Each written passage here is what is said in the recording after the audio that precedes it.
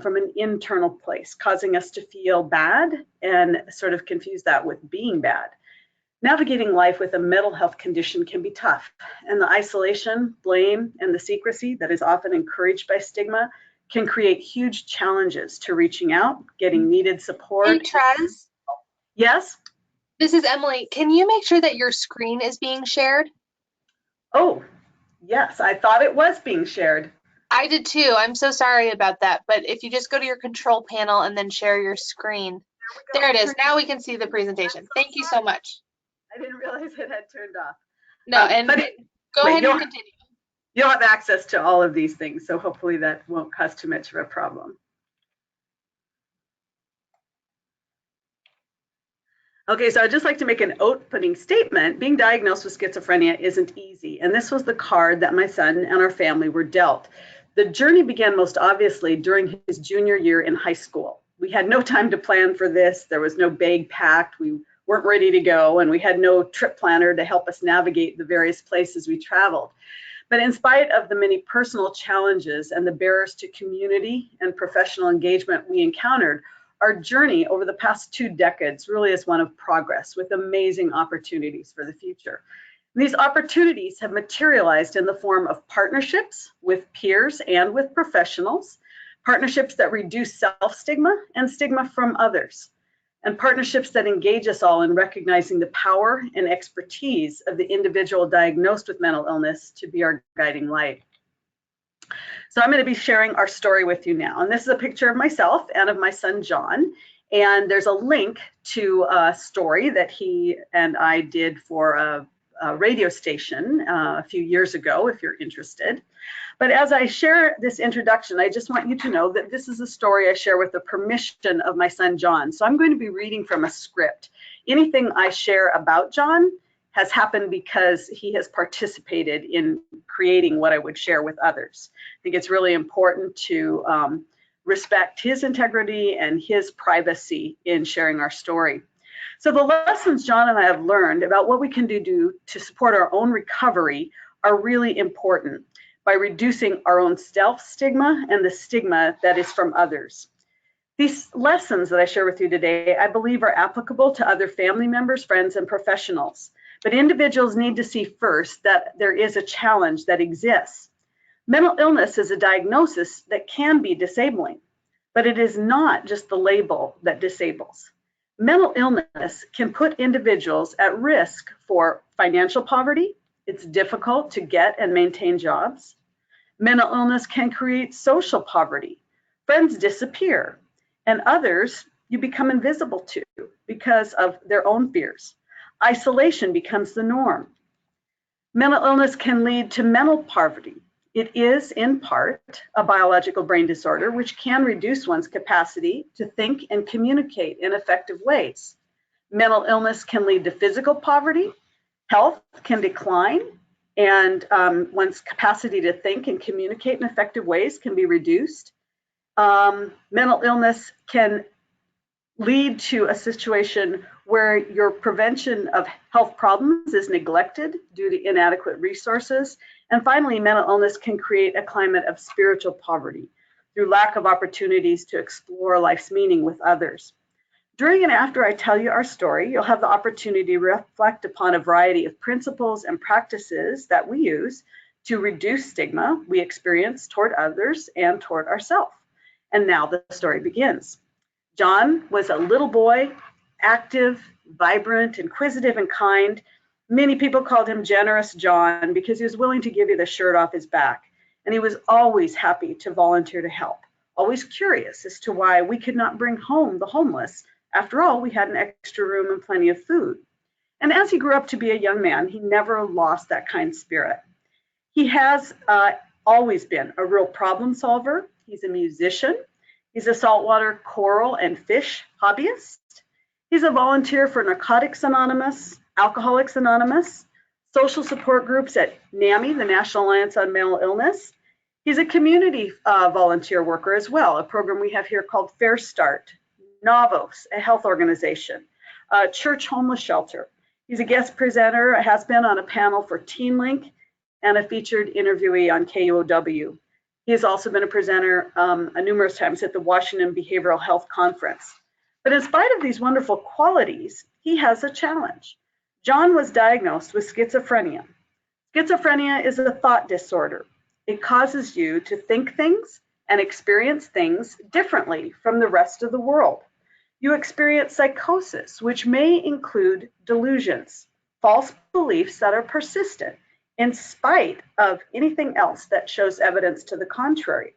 Or you experience hallucinations, abnormal sensory perceptions in any of the five senses, with hearing and vision being the most common for my son John. In addition, his speech may be disorganized so that it impairs your ability to communicate effectively with him and his ability to communicate effectively with you. He also may have disorganized behavior, actions that don't make sense to others. And he experiences what we call negative symptoms, a reduced will to engage, or at least a perception of that on the part of others, a reduced capacity for fluent speech, and what appears to be reduced emotion. Medications can help, and counseling does too. But let me tell you a little bit about what we've learned about recovery over the past many years and how important it is to have a community that cares as part of the process of healing. So I want you to stop and think for a minute about any challenge you have ever experienced and how other people have been helpful to you, or how they might have been helpful to you if they were not. And as you're thinking of those ways that other people are helpful to you, I'd like you to realize that you've probably experienced many things that have helped you to overcome challenges in your own life.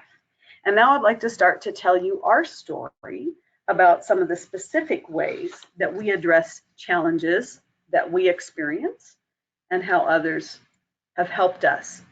And so I'm going to use the word love, L-O-V-E, to help us remember what are each of the key pieces or features that have led to recovery in our family. And recovery means that my son and our family are able to be the best we can be. We can maintain mental, physical, social, financial, and spiritual health. And each letter of the word love is going to stand for a quality that supports that type of recovery for us. So, one example comes from the world of academics. The L in the word love represents the challenge of listening. Prior to John's diagnosis, it was clear that something was different about him. Although he was very intelligent, he didn't succeed in academic arenas. No matter what avenue pursued, nothing seemed to help. By the time he was ready for high school, it was clear he wouldn't be going to my Catholic alma mater. There simply wasn't a place for him at the table. No one was even willing to talk about the option, let alone listen to our story. There was a strong bias or stigma regarding how he would fit in, or even that he could fit in. There were no accommodations that could be made for him. And we didn't fare any better with the public system either. And by the time he was diagnosed, we started experiencing more non-listening. The school was not able to test him so he could be evaluated for an IEP, an individualized educational plan, for 6 months. And as a result, nobody had to provide him accommodations until then. He had to wait until the school district was able to do that test. There was no listening about how his new medications caused him to sleep 16 hours a day, causing him to miss so much school. And in spite of this, though, there were rays of hope. There were people who were willing to listen to us. The example of the 5 teachers willing to make accommodations so he could continue to go to school. Also, the principal who was willing to make accommodations so that he could stay in school even though he was missing time. And the homeschool organization that was willing to provide special testing opportunities so he could earn a regular high school diploma. Each of these individuals took time to hear our story, to ask us questions, and to collaborate with and negotiate a plan for success. I learned too that I needed to listen. Just because I was a mom and a teacher and had lived longer than John didn't mean that I understood everything about him. I needed to listen without judgment when what he described was clearly not my reality. John taught us to say, "That is not my experience, but tell me more about yours." He didn't want us to deny his experience or to retreat from it. Rather, he asked that we listen carefully to him, ask him questions, affirm his feelings, and the challenge that he was experiencing. He wanted us to ask how we could help him. So at this point, I'd like you to stop for a minute and think about a time when you needed to be listened to. Also think about when you really listened to someone else and what that was like for you. How do you think listening helped you reduce the stigma you might have had toward yourself or toward others? Our willingness to listen to others' fears helped us really understand them so we could connect with them. And the willingness of others to listen to us helped reduce their stigma toward an individual with schizophrenia.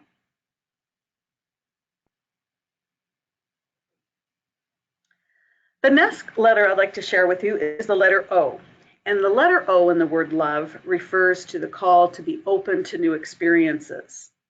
Often these new experiences come in a form that you really didn't expect or even desire, but by being open to them, you can grow.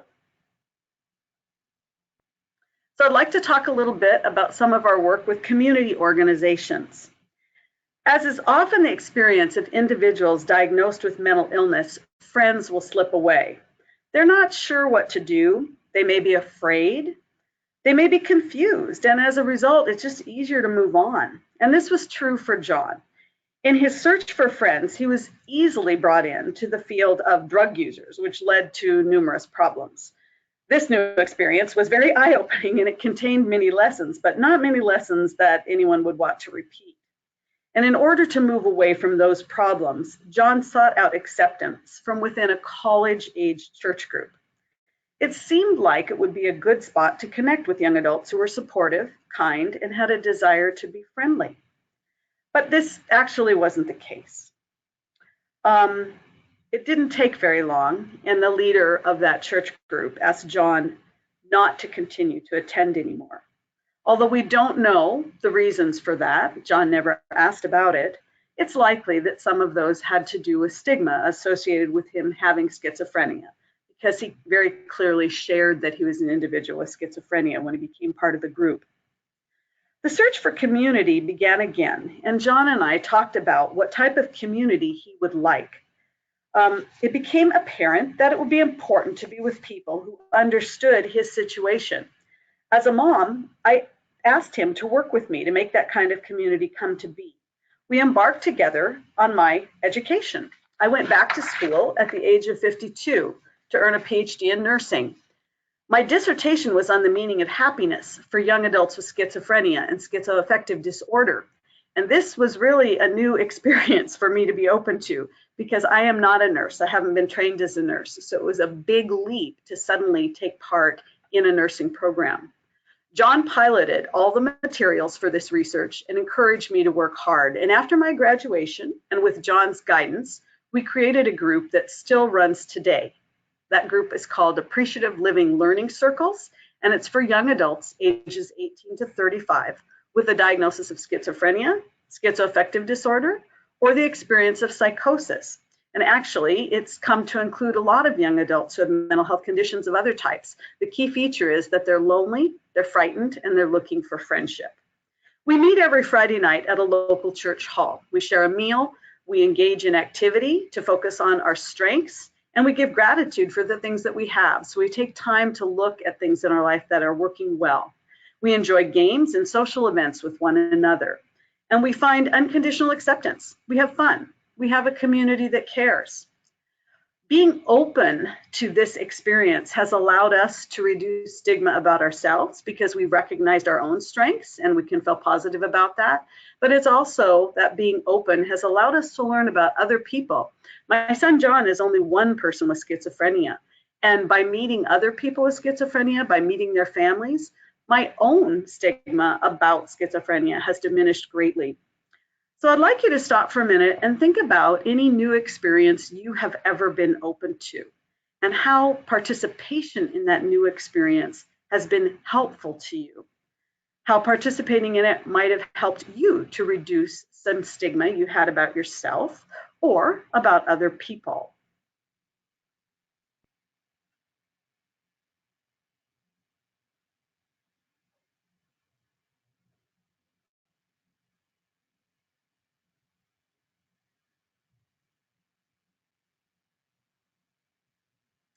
So I hope you had an opportunity to think of something that was new for you, that you were open to, and that helped you out. And now I'd like to go to the third letter in the word love, which is V. And this stands for viewing things from another perspective. So I'd like to share an experience we had with the justice system. As John moved into an adulthood, he desired to find a person who would be special to him, relationship just for him. And the internet provided ample opportunities to meet people. It was a true panacea for someone who was alone. John's loneliness and isolation, however, led to delusions related to his ability to provide assistance to others. He felt he could do, as his mother, as I had done. He thought he could be a counselor and a sex educator because he met a young woman online who appeared to be headed for trouble. Although John was in an adult chat room, this young woman said she was 14 and she really wanted to get involved with him. After a few months of being encouraged by her over and over again, my son went to meet her. She was not actually a young girl who was 14.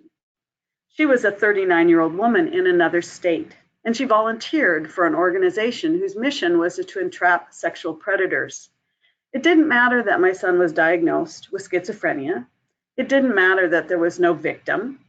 In our state, what my son did, go to meet a person who was underage, regardless of his intention, was a felony sex offense, a label he will carry for the rest of his life.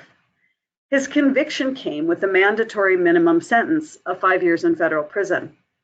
The criminal justice system was not initially willing to view things from another perspective. It was really difficult to help them learn about another perspective. However, with the help of a very good lawyer, we were able to buy time, and in the process of John meeting once a month with the judge who is assigned to his case, he was able to help her understand more of what it was like to recover from an illness like schizophrenia. The judge was able to understand more about our family and about who John was as a person. And so because of the time that our lawyer bought for us, going back month after month, this particular judge was able to view something from another perspective. And we were too. We learned that the justice system has a responsibility to protect society. And we understood more about why the judge had to be so careful about her response to our son. Over the next 18 months, John appeared in court and he reported to the judge every month. And through that time, she really got to know him. We hope that the judge would be open to learning about what it was like to be an individual diagnosed with schizophrenia and the possibility of providing an alternative sentence for John so he didn't have to go to prison. She was open, she listened, and over time, she saw him not just as a felon sex offender, but as someone who truly wanted to do the right thing and deserved an alternative sentence. Her perspective had broadened, as had ours. So I'd like you to stop for a minute now and to think about a time when your perspective may have been broadened about someone else. When you let go of some stigma you might have had about another individual, and when you might have let go of some stigma about yourself.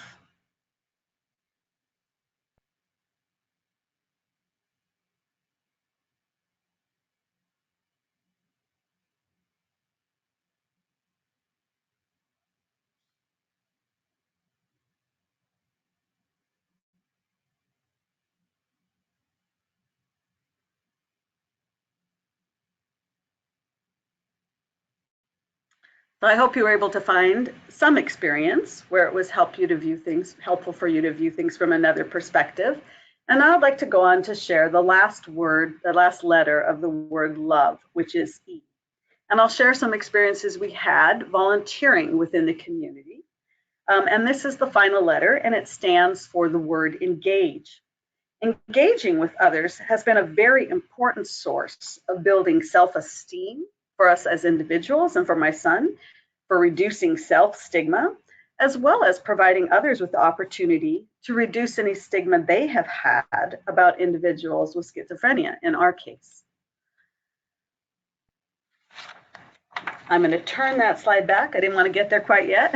I'd still like to talk about volunteering a little bit. So John was invited and took responsibility to act as secretary at one of the AA meetings he attends. He set up the meeting ahead of time. He welcomed people to the meeting, and he helped to clean up. It was a real sense of responsibility for him, and it helped boost his sense of self-esteem about the fact that he was capable and was helpful and could really do things that were benefit to the community. John also attends National Alliance on Mental Illness social support groups weekly, the group that we designed together. He helps to set up, to clean up. He leads activities and games for the young adults who attend. He reaches out to the new friends he's met in this group and to their families. He goes to visit when they're in the hospital if they would like company. He attends events that they plan outside of our group, and he supports them in their accomplishments artistically and creatively.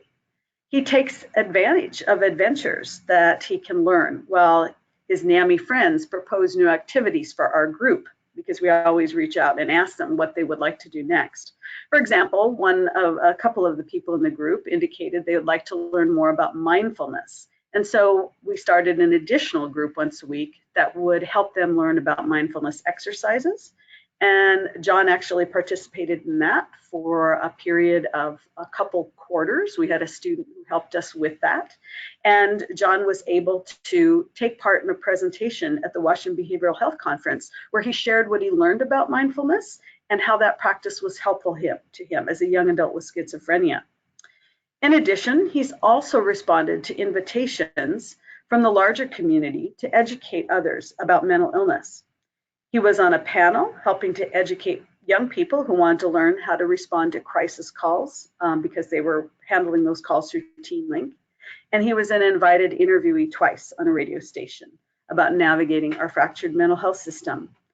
All of these activities strengthened John's sense of who he is as a contributing individual in our community and about being needed in our community. As John's mom, I've also taken a leap to become more fully engaged, not just in the volunteer work that I do with NAMI, but also in the work I do to improve myself, to be a better mother and to support my son. It's not just that John needs to learn new ways to do things. I need to learn new ways to do things too. I've benefited immensely from being involved in family counseling with him. This has made both of us more comfortable, more confident in how we build bridges with each other and with our extended family, and how we build bridges with our healthcare providers as well. This has allowed us to see people first and see our providers as people as well, and for them to see us as individuals first. So I'd like you to stop for a minute and think about a time when you've been willing to truly engage in some new activity or engage with individuals, and think about what was important about being willing to engage as a way to reduce stigma you might have about yourself or about others. I'll give you a minute to reflect on that.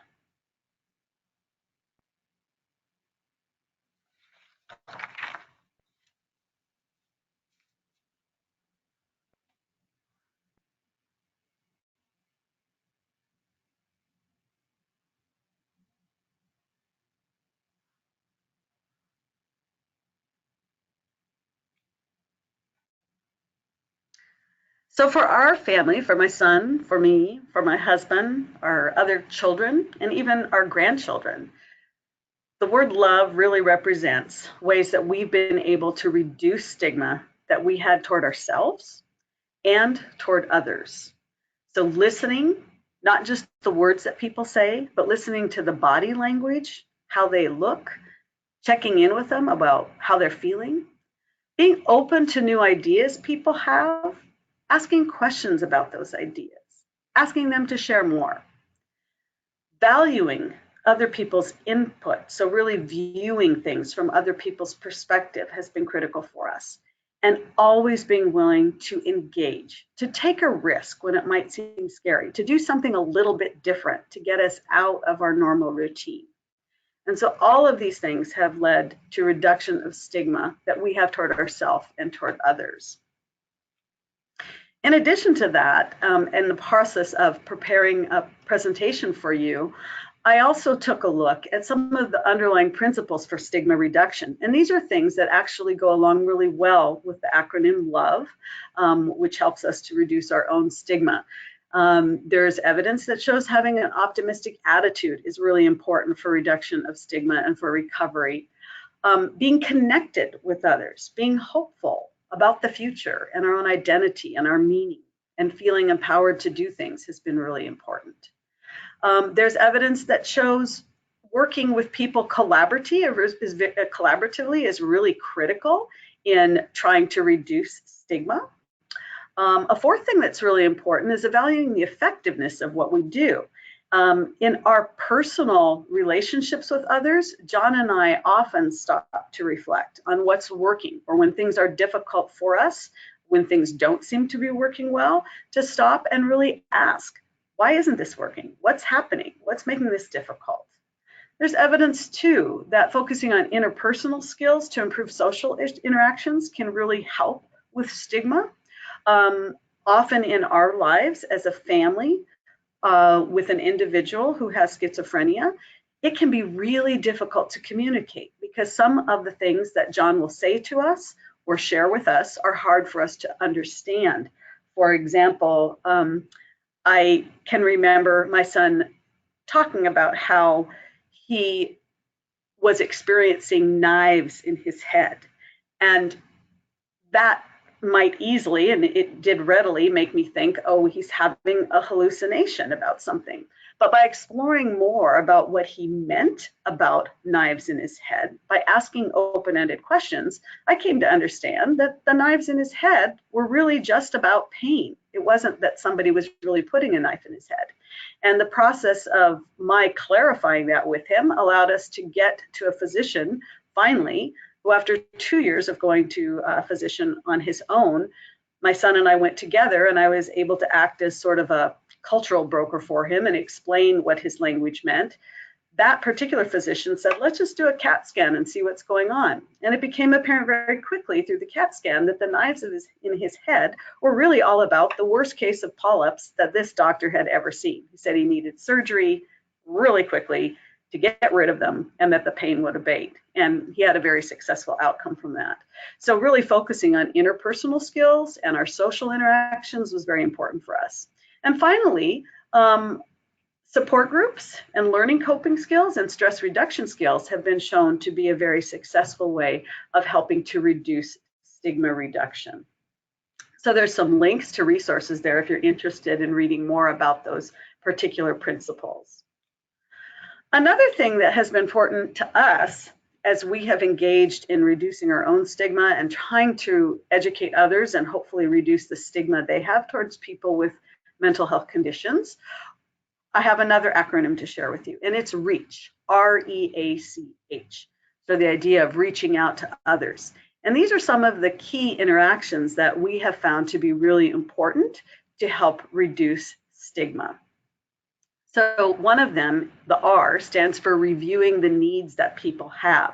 So when we engaged first in our development of the social support group that we have every week with young adults with different mental health conditions, we took time to ask them what was it they wanted from a group, to really find out what would be important. I was fortunate that I was funded to do some research in that area, and I was able to do focus groups with young adults as well as their providers and their family members to find out about what was needed. The second thing we did is make a commitment to engage with these young adults, and we asked them to make a commitment to engage with us, Because I was funded by the National Institutes of Health, I have accountability as a researcher to provide them some input about what we did. And so we asked all the young adults who participate in our group to commit for a full set of sessions. We asked them to take part. We encouraged them to continue to come all the time so that we could do the third thing, which was assess how our group was going and get some feedback on it. So weekly, we always asked our young adults, how is this going for you? What would you like more of? Was there anything that made you feel uncomfortable? So we constantly had that conversation. And then we made sure that we did C, to collaborate with accountability, to evaluate our program and find out what objectives we met. So in our case, we had used scales pre and post having our groups. And we tested, we reviewed for how much loneliness people experienced, how much isolation they experienced, if they, what their well-being levels were, what their levels of happiness were. So we used those scales pre and post to check and see if improvement was noted after experiencing their participation in our group. And we found a lot of improvement, especially in the area of decreasing isolation and increasing a sense of belonging and feeling safe in an environment, enough so that we continued to do these groups. And then a last important thing about partnerships we develop is always to what I call the high five, the H in the word reach, to recognize contributions that people are making. The young adults who participated in our group contributed mightily to making that group work. Their ability to engage, their ability to listen, their ability to be open to that new experience when they were previously pretty frightened of engaging with other people, their ability to view each other's perspectives. These were all really important. And so we recognized their contributions in meaningful ways. We gave them opportunities to hear positive things about themselves from one another. When we did our research, I actually was able to give them gift cards to stores for their participation. But in the group we run on a regular basis now, our rewards come in the area of inviting their participation in their leadership, their ideas to help our groups maintain their interest and be really productive and keep being really open to including other individuals. Oops. So these are some references that I just share with you in case you're interested in these. And I'm thinking we'll stop at this point now for questions that people may have, if there are any. And thank you for listening, and thank you for sharing in our story.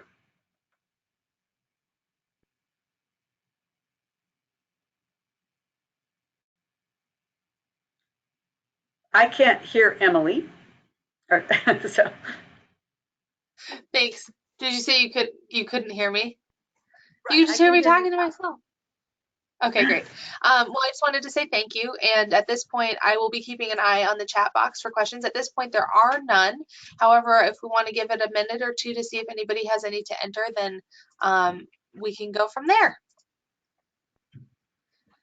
Trez, I had a question actually, and I wanted to ask you, you used a really beautiful term at the beginning of your presentation about, I think did you say spiritual poverty? Is that what you said? Or I really liked that term a lot, and I think that bringing that up in a conversation related to stigma is really important, because that's really what stigma affects, is our spirit, and ends up impacting our ability to make decisions or develop ideas about what are good choices for ourselves, because we lack that spiritual sort of optimism and resolve to believe that things can return to something better or fixed. Or so I think bringing that up was really important, and I really like that term. I think I will be using that in the future. Thank you. You're welcome. Okay, so I'm not seeing any more questions, and I'm going to go ahead and wrap up here, unless you have anything else you'd like to talk more about, Trez? No, I think not. I did have one slide that I didn't get to at the very end, and I don't know if you can still see the screen, but it has my email there and my cell phone number.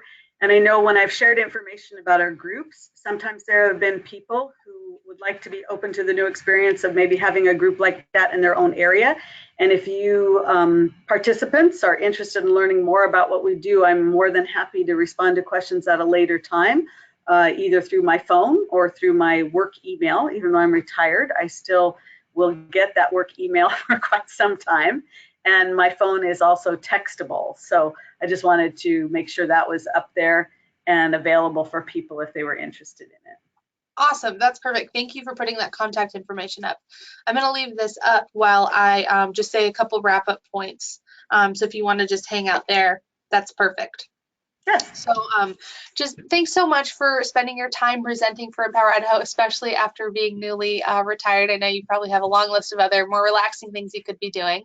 But I think learning about the experiences of family members who advocate and or care for their loved ones in the way that you do with mental illness is so valuable to the broader community who care about mental health issues, because I think that's a lot of the shoes that we're all in.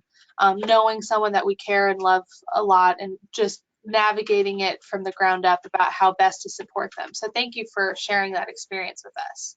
You're welcome. To those who are attending, if you would like the PowerPoint presentation, please contact Empower Idaho via directly. I will list our email addresses in the chat box. And also, yes, Kim Jacobs, this presentation was recorded, and the follow-up email that you'll receive, or if you come back to this registration on GoTo, will have the archived video. We'll also have that on our website under education and family education. So that should be archived there soon, and your son should be able, both your son and husband should be able to access that. Please contact us directly if you still don't see that within the next week. And then finally, Empower Idaho has another presentation about healthy sleep next week, presented by Dr. Kyle Davis, who's a licensed clinical psychologist who specializes in behavioral health sleep medicine. He's based in St. Luke's and Boise. The presentation is designed to help participants understand the relationship between behavioral health conditions and sleep, and what they can do to make their sleep as healthy as possible. You can find more information about this presentation, about Empower Idaho, and any other information that you see kind of come through your radar through our website, which is empoweridaho.org, or on our Facebook page, which you should be able to find under Empower Idaho. And if you are signed up for our newsletter, which you can do through our website, you'll receive information in an email, in news blast emails or other alert emails about upcoming activities. So thank you all for your time. Have a great afternoon. I know we got done a little early, so maybe you can take a walk around the block and do some self-care before you get back to the grind this afternoon. And thanks again, Trez. I will be in contact later. All right, thank you. Thanks. Bye.